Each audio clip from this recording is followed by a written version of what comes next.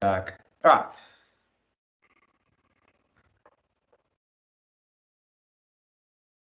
All right, good.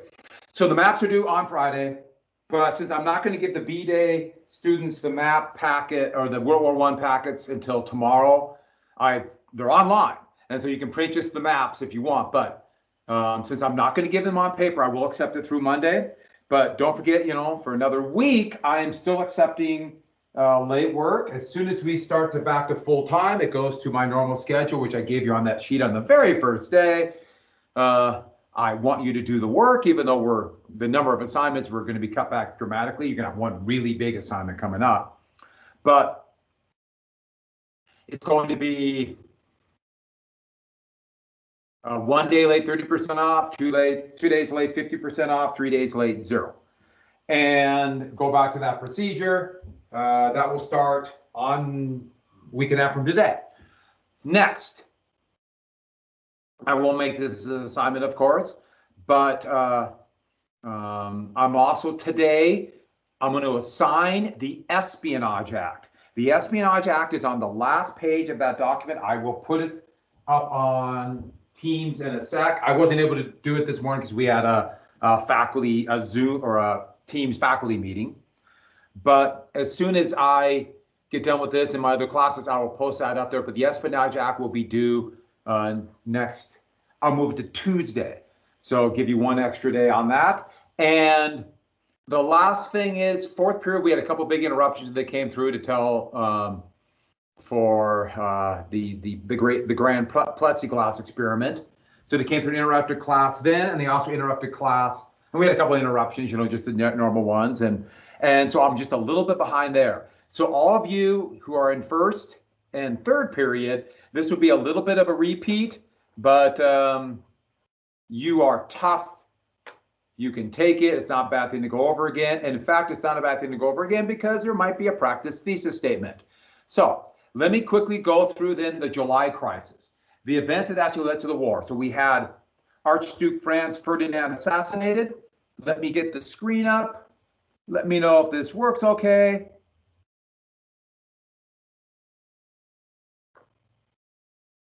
Okay. And all right. So July crisis. So Archduke Franz Ferdinand was assassinated.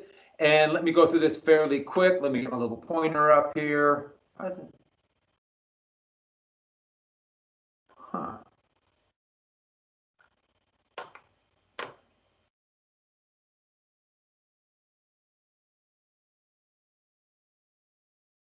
I forgot how to do the pointer on the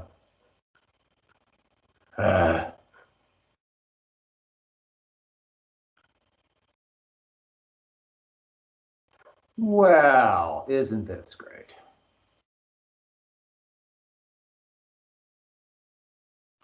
I forgot how to do the pointer on the I've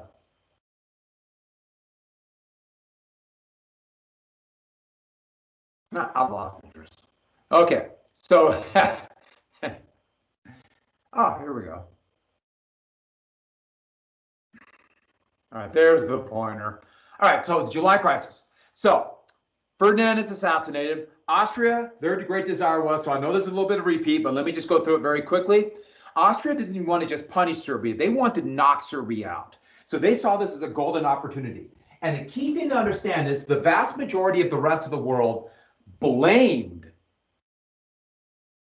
Serbia for the assassination of Archduke Franz Ferdinand. They were furious about it, and they actually would have accepted some kind of an attack. But the longer they wait, they would have immediately assumed that Austria wanted more than just punishment. They would have assumed correctly that Austria wanted to knock them out. But Austria was worried about Germany.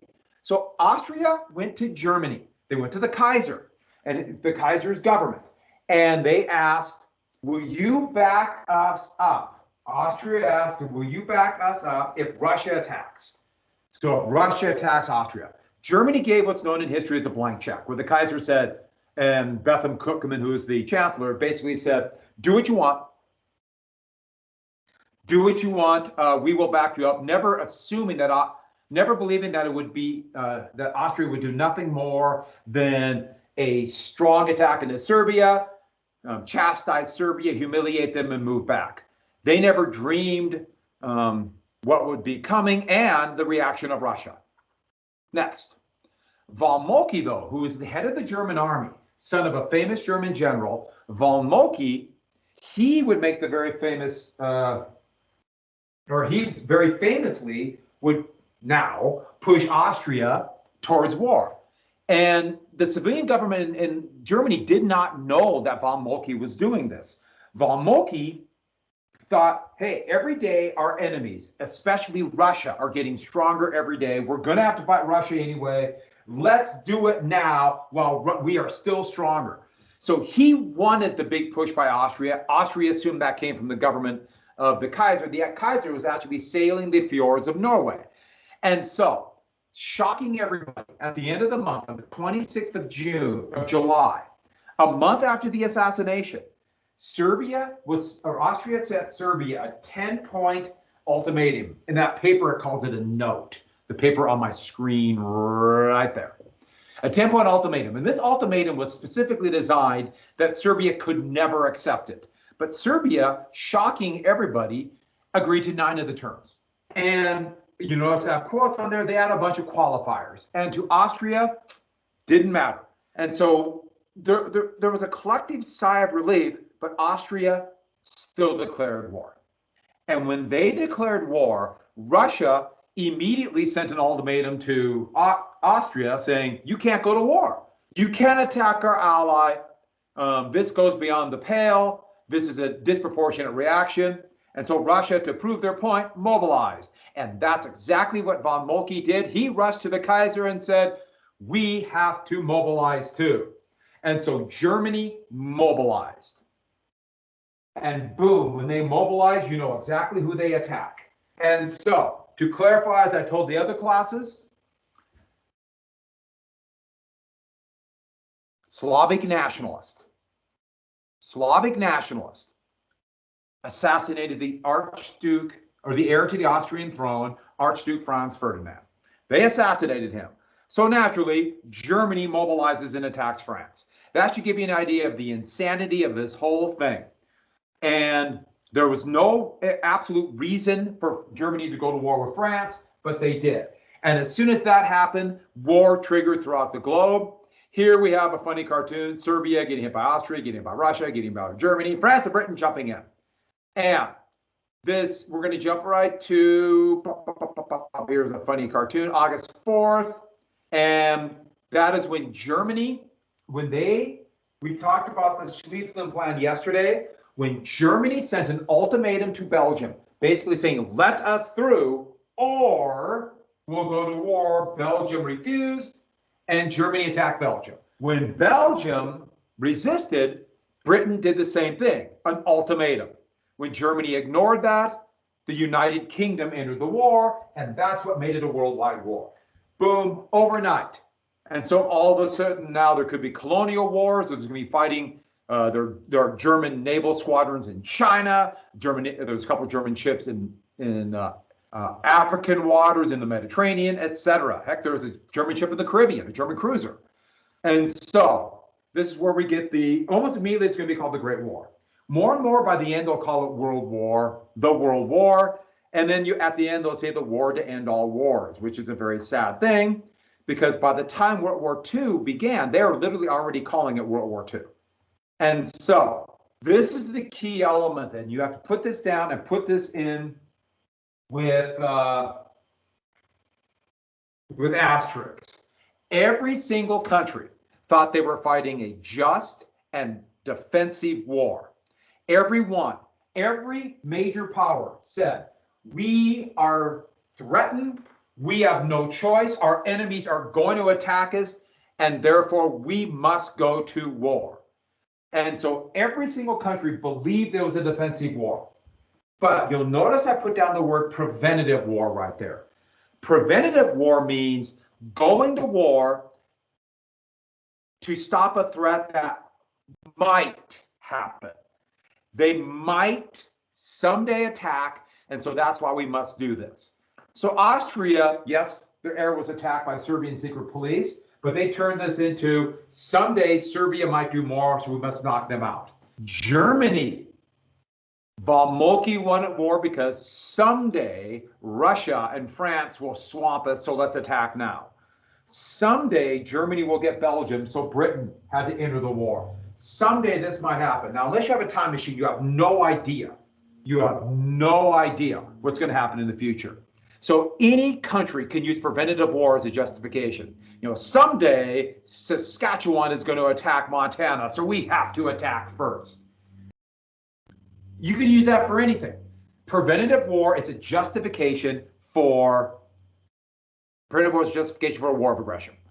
And it is actually banned by the UN Charter, which is a treaty the United States has signed, meaning is against the US law.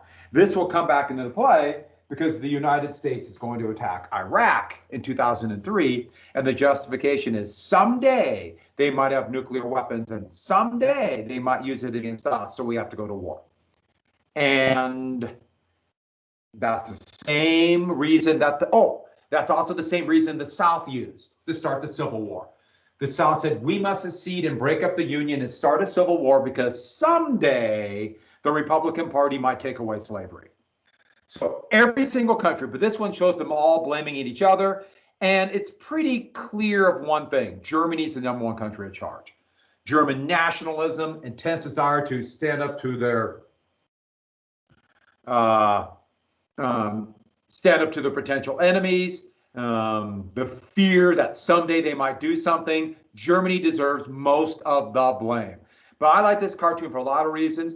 Everybody's attacking. You'll notice Italy's claimed our treaty doesn't apply if Austria declares war on Serbia, so we're not going to join in. And they're just going to wait to see who they can jump in on what side, who will offer them the most stuff, aka land.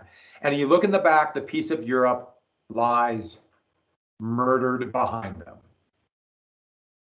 Every single country thought they were fighting a just and defensive war. Do not forget this. This is a key element. They all thought they were in the right. Oh, by the way, the only country that really is fighting a defensive war is France. France is the only one that didn't have a choice. So this shows the overwhelming euphoria, like finally we're gonna fight the war and we can end it.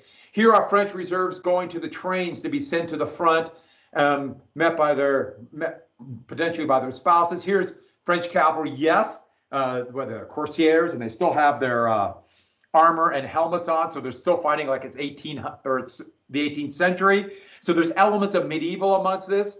Here are British young men volunteering to fight, and so many volunteered that they actually shut down the industrial system. They were so ill prepared for it. And these are Russians outside the Summer Palace in St. Petersburg. There was this kind of euphoria for war. This is in Germany too. As German reserves go into the war, here they're marching, you notice flowers in their helmet, flowers in their rifle, this euphoria. Young men who, for whatever reason, were not drafted, were not in the army, were not in the regular forces. They also too volunteered, or they started taking 18-year-olds, or people who were, their number had not been called up. These are young German 18 and 19-year-olds volunteering for the war. This is on to Paris. I love this one of giving the flowers to German soldiers. Here is a scene from Munich in front of the Opera House, and thousands of euphoric Germans came out to celebrate the war, including one young Austrian immigrant in his mid-20s. And in the euphoria for this war, this man would join the Bavarian army, because it was still it was this weird system the empire had where it had independent armies within the German Empire, and you might recognize that face. Yes, that's it right here. That is Adolf Hitler, and it would be the National Socialists after the war who would find Hitler's face, because this became a big part of his appeal. He was a veteran, a hero of World War I, and a common soldier. And yes, he was a hero of the war. He was an Austrian immigrant who ironically fled Austria to avoid their draft and then joined in. Here he is at the front line. This is in Belgium, and there he is with his troops, and he was a runner. So he carried messages when telephone lines were knocked out, a very dangerous job. So you have to be a master of disguise. And so I'll point them out right here. You could recognize the face here, but a master of disguise. No, do you see him? There. And wherever Hitler went, he had an X floating over his head. And that should have been a sign to people, watch out for him. Now, however, they took, this is a picture, they put the X on, they took a picture of the picture with the X on, and that's what we're stuck with. By the way, the mustache that I think of now, I can't help it, as the Hitler mustache, the little mustache. That was done by frontline soldiers in World War I because it allowed for the gas mask to fit. And after the war, that became a symbol that people who had that mustache were veterans of World War I. They fought, and that's why they had it. And that's why Hitler wore that mustache. It was to show he was a veteran of World War I. And so with that, okay. So here we are. We're not quite at school, but it's all the same thing. The computers are sending you information. And you have been scooping up all this information about World War I. And that could mean only one thing. By the way, that's a pretty close likeness of me, France. That can only mean one thing. It's thesis time. Analyze the factors that led to the start of World War I. And this is a very generic thesis statement. And you can use everything from a couple of the 5 factors. You can use the July crisis. You can use the actual assassination. There's a lot of things, but the why ties the A, B, and C together. Something to tie them together. I'll give you a few minutes, and then I will post up mine. And if you want me to look at yours, just copy it, type it up real quick, however you want to do it, and send it on chat. And when I got some free time during the day, I will look at it and get it back to you. And so, analyze at the start. Something to tie those 3 things together. Remember, the A, B, and C will be your 3 body paragraphs. So if you're doing a 5-paragraph essay, the A will be like a short ID, B will be a short ID, etc. Have fun with it.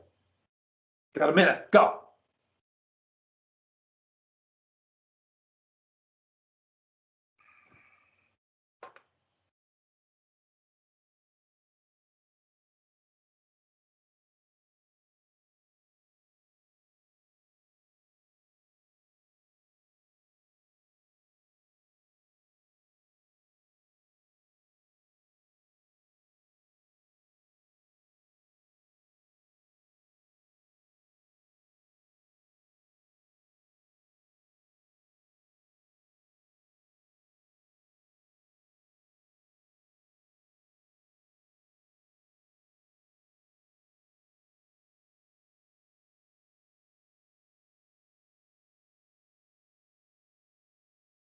And don't forget, the why has to address, be your overall position of your essay. So it's got to address what's in the question.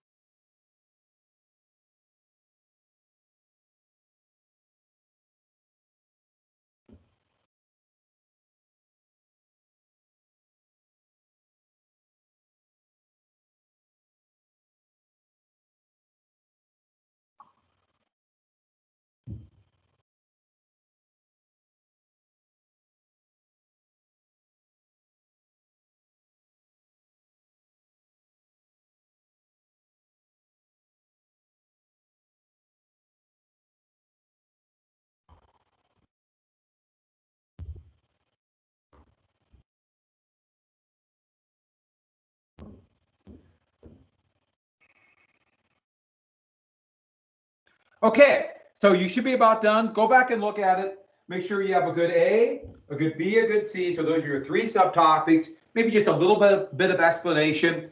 And then don't forget that why. Something to tie it together, like nationalism or defensive war or arms race or alliances or very prominent mustaches, something like that. And while I was having my meeting, I was paying attention very much by writing a thesis statement. So let's, okay.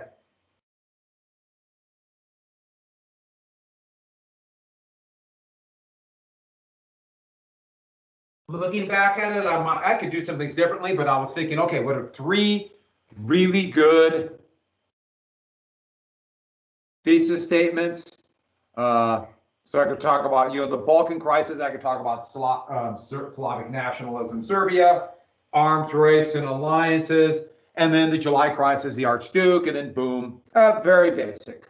There's a lot of different ways. Hey, this is a big one. So pick the three you know the best. You can write a good short ID. And don't forget the thing about the short IDs. So the thing about a short ID is here. The short ID, the basic idea is, explain what it is and why it's important. Well, here you need a topic sentence. You have to have a topic sentence. And short IDs, you don't have one in normal we do in class, but for an essay, you need a topic sentence, which is your A. And then you must explain what the A is, how it relates to the why, give one or two examples, and then explain why it's important. And explain why that's important is more tying it together with the why, explaining how it answers the why and how it led to B, and so on. All right, so I'll leave this up for another second. I will get more. I know you're going to watch my head here. And I've already seen a couple of people address it. When I get a chance, I will look at this. All right.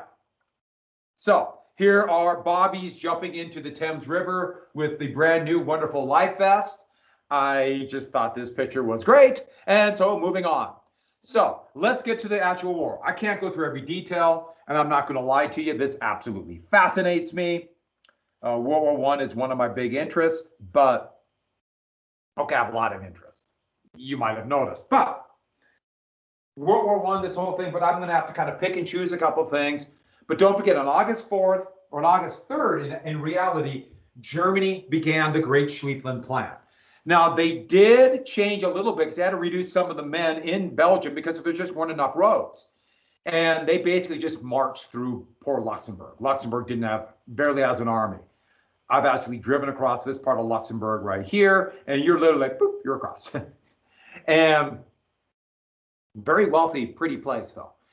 And so the advance began through here, and they began to move very quickly through Belgium. But Belgium had a series of forts along this river here, and Belgium was going to fight. So Germany had to reduce those forts, while the French are mobilizing, and the British are going to take about 2 weeks, but they're going to send their tiny regular force of just less than 100,000 men, which is a drop in the bucket when you have armies of millions, to Europe. But it's a big step. They are sending troops. And so with that, where we're at here. Am I still on? Are we good? Recording? All right. These are the Belgian forces, and I just like this picture for lots of reasons. First off, I love the army with the top hats. And secondly, yes, they had war dogs pulling machine guns. I know. Okay, so the main fortress, Belgian fortress, was this place called Liège. And don't think of it in terms like, I was thinking like a castle. No, these are fortresses, mostly dug underground, cement walls. They had turrets that would pop up with cannon. They're all surrounding this big city. And Germany had to reduce this because they had to take this fort because Liège is on their supply line. They need the roads and railroads through here. Remember what I told you? There aren't enough roads anyways. The reason I'm talking about this, you're wondering, why Liège? Why is that important? Well, Belgium actually could have held this longer. They made a number of mistakes. But what happened was Germany showed the power of heavy artillery. They had massive guns, some that they kind of loaned from Austria, but one they made themselves at Liège. And it's a 420 millimeter, that's 16-inch wide. That's bigger than any battleship had, any dreadnought had by that time. This massive gun that had to be pulled by a train, had to have a cement platform built, had a range of about 8,000 yards, but it fired massive explosive rounds. It was made by the Krupp Manufacturing Company, and the daughter of Adolf Krupp, the head of it, the daughter was named Bertha, so they dubbed the gun Big Bertha. Poor Bertha. I've always thought, oh, that's just... But anyways, this massive gun started firing against the fortifications, and this showed the outside destruction, but just the massive destruction of the fortifications of Liège. And one by one, these few big guns decimated. And it showed that high explosives had changed everything. No country actually had enough high explosive or high caliber guns. Germany had the most, and probably not enough. As the war is going to go on, there'll be bigger and bigger and bigger guns, and Liège would fall. And this kind of shocked France. France was hoping these Belgian forces would hold off for a couple of weeks and allow their offensive to take place. And now Germany took Belgium. And Allied propaganda would take advantage of the very harsh occupation that Germany would have on Belgium with the slogan, "Poor little Belgium." And this was very apt. Germany, their treatment of Belgium and the way they just stripped it of resources and people would be a crime against humanity that Germany still tries to deny. Not 100%, but they deny. And part of the reason they deny it is this one of the, it's a horrible reason, but they say, hey, we were worse in World War II. Valid point. You were worse. And but Germany treated Belgium horrible. And part of the reason they did is they didn't want to leave a lot of troops in Belgium to hold it. So they decided to hold Belgium by terror. And there is a belief that Belgium, the equivalent of their National Guardsmen, would operate in a guerrilla war against German occupation. So in a couple different cities, including the town of Dinant right here near Liège, somebody, at least Germans thought, some Belgian civilian fired a pot shot with probably a hunting rifle at German soldiers. And these reinforcements marching up, terrified, on edge, they would look for reprisals. And they gathered every adult they could find, adult male they could find. And this is a very dramatic drawing of them, lined them up on the Meuse River, and executed over 200 Belgian civilians. And this happened in a couple different places. There would be a couple perceived guerrilla attacks and then reprisals of destructions of towns. And so Germany did this. And so this is going to be used for great propaganda effect and exaggerated by the Allies, which Germany would always say, you're exaggerating, it wasn't that bad. It was really bad though. And then Germany stripped them of resources, and then you see this picture right here. Germany started taking hostages. And so they would take hostages in areas they think they need to control, and basically saying, if anybody resists, we shoot the hostages, mostly women and children. And the last thing Germany would do, and please write this down, they would strip their occupied areas of Belgium, Luxembourg, and part of France for slave laborers. And these were partially hostages too. To control those populations, they would take teenagers, so people your age, so basically anybody over 12. They would take them and bring them back to Germany as slave laborers, but they would also control the population of Belgium by saying, hey, we have your kids and we'll kill them. You'll never see them again. And so here's a British propaganda, here's French, here's British, here is halt the Hun, and that's American propaganda from 3 years into the war. Poor little Belgium would be one of the reasons the United States would enter the war, and this would stick against the Germans, these barbaric Huns. So, as I mentioned before, here is terror, reprisals, and slave labor. And by the way, here's a very rare photo. Let me get this. Here's German forces marching through Belgium in 1914. And you can see them with their decorative helmets. They would get rid of those pretty soon in 1916 and adopt those. And look at the Lancers. That's German cavalry. Well, here they advanced through. Then once it got past Liège, at the end of the month, they pushed through much of Belgium. They brushed back the powerful British, or the small British expeditionary force right here, and Britain, basically they took off. They're going home. Ironically, the commander of the British expeditionary force was General John French into France. I know, I had to say it. But while that's going on, as the Germans are marching through, their supply lines are getting longer, the men are getting exhausted, and they frankly don't have enough men to sweep around Paris. So they're going to have to tighten their line, and that's going to become a real problem. While this is going on, the French do their dramatic Plan 17 right here. And no, let's get back. I think I have a different picture here. They do their offensive. But while that's going on, in the east, let me backtrack one more thing. In the east, Russia mobilized significantly faster than the Schlieffen Plan thought it would. They had almost 1 million men on the Austrian and the German borders within a couple weeks. Now, many of them did not have equipment. There was hardly enough ammunition. Those who did have rifles had about 5 bullets. As you know, with a bolt-action rifle, as a lot of you know, you can fire in about a minute. A lot of the artillery had less than a dozen shells. I mean, they were not ready for the offensive. But Tsar Nicholas II understood, they understood very quickly, that the Germans were overwhelming them at the front. And so the Tsar he attacked with everything he had. They attacked into Austria, but they attacked here, this area of Germany called Prussia. A massive two-pronged attack. And they outnumbered the Germans there over 2-1. But the Russians divided their forces, had bad communications, and they walked into a trap. And the trap would be the Battle of Tannenberg. Now, I don't look like 14 days, even though most of the battle was fought over a couple, or just in a couple days on the 22nd and 23rd. But here we have a big Russian wing and a big Russian wing.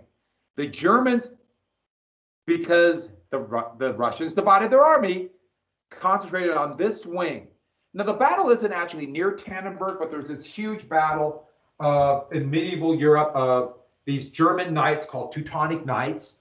They fought the Mongol invaders to a standstill at Tannenberg. So Germany in World War I would take the name Tannenberg as for propaganda purposes. We beat off another Eastern horde. They outmaneuvered, got behind the German line, or the Russian line, and the Germans won one of the biggest victories in world history. Not by the size of the battle, there'd be bigger battles down the road, but it was a decisive defeat of the Russian offensive. A decisive defeat. I can't even begin to tell you what a big deal it was. After the war, they're going to build a monumental monument. Did I say monumental? A huge monument. Bigger, significantly bigger than the U.S. Capitol, for example. This massive monument to Tannenberg. You know, to say, look at what we did. By the way, there's hardly anything left except for a few bricks. There's nothing left of this monument that you could recognize. When the Soviet Union took this area in 1945, they dynamited every single brick into dust. This battle was a decisive victory. Now, don't forget this battle. We'll come back to it. So to the German point of view, we beat the Russians. So here are German forces advancing into France. And they look, okay, you might see them like, hey, they're waving and happy. They're exhausted. It's taking much longer. The food, especially food and ammunition, is getting hung up in traffic jams in Belgium. And so it's not going as planned. Here are French forces and British forces. The French Plan 17, their plan was to show elan, courage. They thought they could overwhelm German offensives with bayonets and bravery. And their men got mowed down in the thousands. Remember what I told you, France had a great army on par with the German army. But their leadership was still thinking they could just win. They thought a bravery of a man could beat high explosive artillery and machine guns. And the poor French soldiers were mowed down. Here are British soldiers retreating after the Mons. And it looked like Germany might have a chance. And then Tannenberg just happened. And we're coming to the second most important battle in history, the Battle of the Marne. Now you might be thinking, why you're talking about two battles in France and what is now Poland? What does that do with the United States? This would directly affect everything we are today. It's actually shocking. It's like, remember I talked about Antietam, same kind of thing. So the Germans panicked when the Russians invaded. And they actually pulled out a couple 100,000 troops out of this big right hook. So lacking men, and they're already lacking men, they didn't sweep around France. They turned to the east they didn't sweep around Paris. They turned inside of Paris to the east to keep their integrity of their line. France, after the disasters of Plan 17 right here, were organizing everything they had to hold Paris. And they're really thinking this might be over. But when they turned, France counterattacked. And that's what you have to add. The French counterattacked the German flank. And add one more thing. They convinced the British to stay in the war. So the French counterattacked, the small British force joined in, and this hit the exhausted German army, and they couldn't go any further. Here is a very stylized postcard of French forces here. They show them advancing over German men. And this will be seen as a great French victory. Not quite. They counterattacked and stopped the German advance. They stopped the German advance. And that's when Germany realized the Schlieffen Plan had failed. This massive battle with over 1 million men fighting was on the battlefield a stalemate, but the German offensive was stopped. And so they pulled back to this green line, high ground, and dug in. And so we're coming to an important moment in history. So you should have written Marne and Tannenberg. These two battles, at this moment, going into September of 1914, everybody should have realized war is not worth it. It's not gonna end. Nobody won. Let's just end this thing. But write this down, put it in your put an asterisk by it, anything by it, however you want to do it. The Germans should have quit right here. The Germans should have sued for peace. But instead, Germany stayed in the war because of Tannenberg. Does everyone got that? Because of Tannenberg, they assumed we already beat the Russians. We can hold out what we took in France and Belgium, and we can hold out there, took what we took in France and Belgium, and that map didn't look right. Hold what we have and finish beating Russia. Take as much as we want in Russia. Tannenberg convinced the Germans to stay in the war. France barely held on. Their foolish attack into Lorraine was a disaster, Plan 17. They should have sued for peace here too. But instead, because of the Marne, they and the British decided we can beat German aggression once and for all. So the Marne kept the French and the British in the war. Tannenberg kept the Germans in the war. And because of this, the war is going to last a very long time. So, since we have the armies here, there's no armies here yet. I hope you can see my little circling thing here. So both sides are going to try, okay, we dug in. When reinforcements started arriving, fresh troops from Germany, France, they started trying to outflank each other.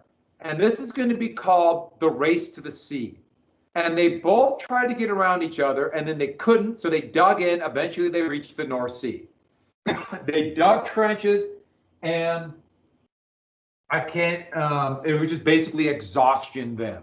They dug in. Neither side could break it. You'll notice a tiny bit of Belgium survived.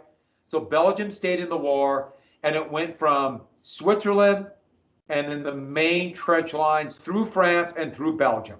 Stalemate. And for the most part, neither side could break the stalemate until 1918.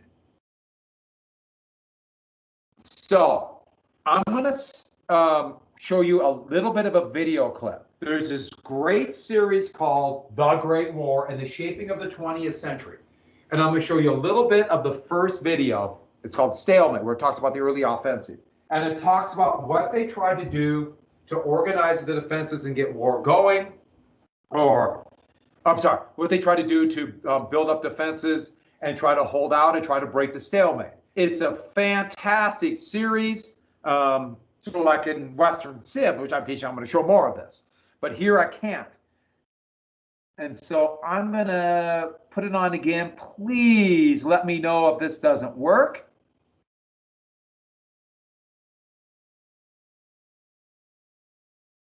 Why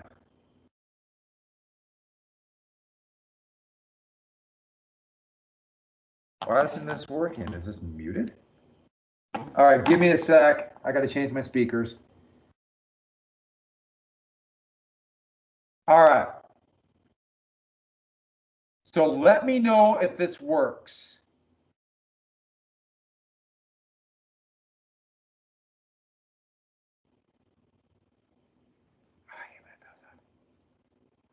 Okay. Let me know. If it doesn't work, please someone type in very quickly. As World War I began, the British correspondent Philip Gibbs was reporting from Paris. In those first days of the war, I saw many scenes of farewell. Hundreds of women were in the crowd, waving handkerchiefs. Okay.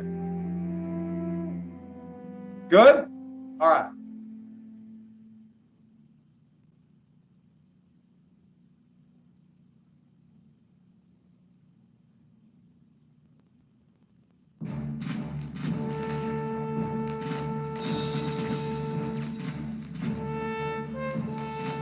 No one knew that 1914 would end in stalemate. In an attempt to break out of the trenches, all kinds of inventions, some more medieval than modern, were tried. Iron netting to protect from flying shrapnel.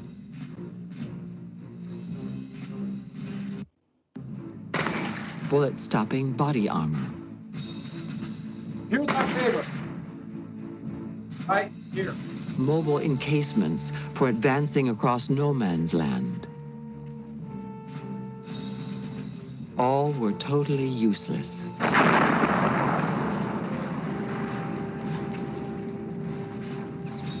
The best they could do was to continue digging into the earth.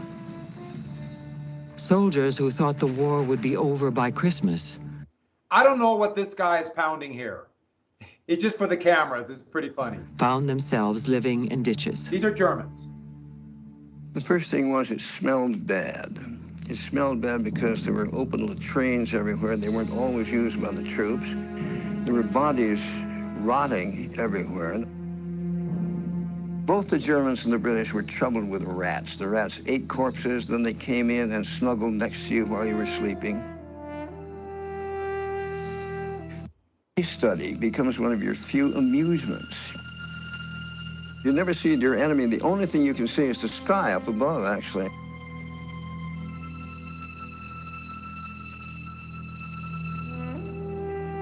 Living in the trenches, some men thought, was like being buried alive.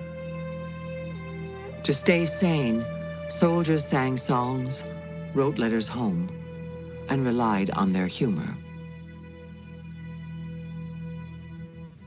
I've a little wet home in a trench, where the rainstorms continually drench.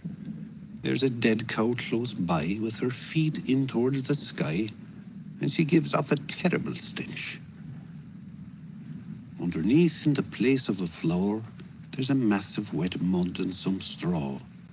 But with shells dropping there, there's no place to compare with my little wet home in the trench.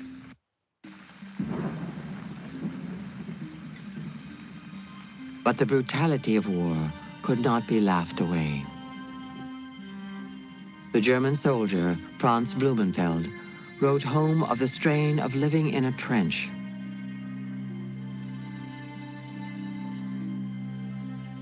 Dear Mother, your wishing you could provide me with a bulletproof vest is very sweet of you. But, strange to say, I have no fear, none at all, of bullets and shells, but only of this great spiritual loneliness. I am afraid of losing my faith in human nature, in myself, in all that is good in the world. How is it possible that it gives me more pain to bear my own loneliness than to witness the suffering of so many others. What is escaping all the bullets and shells if my soul is injured? France. A few yards away, the British and French were enduring the same hardships. To stay alive, soldiers conspired to limit the killing. It was called Live and Let Live. Command made it clear that a certain number of shells had to go over every day in order to make life miserable for the enemy. But okay, you sent them over at that time of day when the enemy would not be having dinner. You wouldn't fire it at a position where you were likely to hurt many of the enemy. Now, I should add, this, I told you about this in World War, or the Civil War. The same thing happened at Petersburg or Vicksburg. He was like, why should we kill unless we have to? You could imagine how the officers would be furious. You actually hadn't done the enemy a lot of damage, but then he hadn't done you a lot of damage, and therefore you would live to fight another day.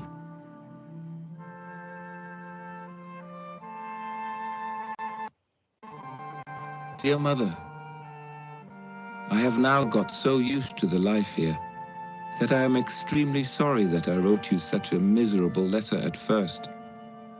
We neither shoot nor are shot at much.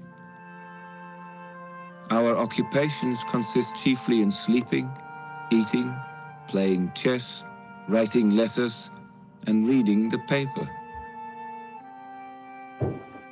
When someone makes music on a harmonica, and the others softly or loudly hum the same tune, really, it can be astonishingly snug. You see, it is quite a pleasant life. France. Live and Let Live did not save the life of Franz Blumenfeld. He was killed 11 days before Christmas. One of a million soldiers who died on the Western Front in 19... Did you hear that? 1 million soldiers died on the front in 1914. It's almost inconceivable. And if there's 1 million died, that means another 5 million were wounded or maimed. And so this was incredibly bloody, incredibly awful. Just 1 second. So I'm going to talk about one more thing real quick, and then I'll finish up. And so that is where we get, oh, they do a good job explaining it. Oh, I should add that letter, the second letter he sent home before he was killed on the front. A lot of it could be also he's trying to make his mother feel better. So here's another one of those maps. Remember what I told you? This was like the craze at that time. And so this is where we get the Allies versus the Central Powers. So who are the Allies? Sometimes they'll be called the Entente Powers, but it's Britain and France, everybody fighting Germany. So Allies, and then the Central Powers are going to be Germany and Austria, and then 2 more countries we'll get to in just a second. But I like this picture. It's a French, or it's a German, another German one. Here are the Germans beating back the toy soldier of France. Here's Germany or Britain, all they care about is money. And notice cutting the hand off of Russia right there. And so with that, so if neither side could break the stalemate, the last thing I want to get to today is both sides almost immediately start to widen the war. If we can't win on the battlefield, now it's pretty clear by the middle of September, you know, there was stalemate in France. Yes, Russia was defeated, but Russia's huge. So they immediately start to widen the war. So in 1914, first off, there's going to be colonial struggles right away, fighting in the colonies. And so Britain, one of the first things they're going to do is try to take or attack these colonies in German colonies here, a German colony in China, in the Pacific. They did take Togo, but as you'll see here, there was fighting in Germany, East Africa, today Tanzania, well into 1918 and 1917. So there's colonial wars. Next, Japan. What are Aoris? That's supposed to be allies, and I put down Aoris. I got to get rid of that. So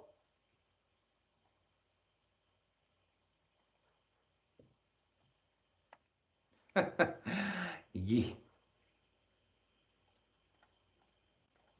So Japan joined the Allies. Japan wanted German possessions. Japan thought they get a piece of the pie. They were the ally of Britain. So Japan joined the Allies. And by the way, they're going to feel cheated after this war, but they will drive the Germans out of China. Next, the Ottoman Empire. Both sides thought they'd get the Ottomans into it, but the Ottoman hatred of Russia and Britain or Germany making all types of promises, the Ottoman Empire joined the Central Powers. And I should add, if you look at this map, the Ottoman Empire still controls a lot of territory. The thought was the Ottomans would collapse really fast. That did not happen. And in 1915, we're not quite done. There's a lot of two other major powers will get into the war. First off, Italy. Italy would join the Allies. I didn't write down Allies, so write down Allies. Britain and France made all kinds of secret promises to Italy, basically Austrian land and also some Ottoman land. And Italy agreed to join. And the thought was this would really hurt Austria. The problem is, these are the Alps, the Julian Alps. Pretty hard to get past here. One more power, Bulgaria. Bulgaria would join the Central Powers. That would doom Serbia. Because I should add, remember the whole thing was about Serbia? Very quickly, everybody forgot about Serbia. Serbia would hold out till 1915 till the Germans took care of them. The Austrians would be in decline the whole time. And so we have a widened war. So tomorrow, I'm going to talk a little bit about 1915 and how they try to widen the war and get to something called total war. On Friday, we're going to watch a video called The Killing Field. So we're going to watch it in class because I add a bunch of stuff. I'm going to have to start it in the beginning or at the end of Thursday. It's one of the best single episodes on World War I have. It's so good. It is so well done, but I just have to add a few things. So I'll include this as notes. Remember, the Espionage Act will be due next week. The map. Last thing for today. When we start full school, don't forget DLI students, the digital. Everybody at home, I'm going to take roll every day. It's just what we have to do. And so if you're at home, you still have to be in class, first period, second period. We've gone through this routine, but now the hybrid is much more fluid. It's not going to be fluid anymore. All right. On that happy note, I would like everybody to have a good day, and I will see you tomorrow. Goodbye. Bye.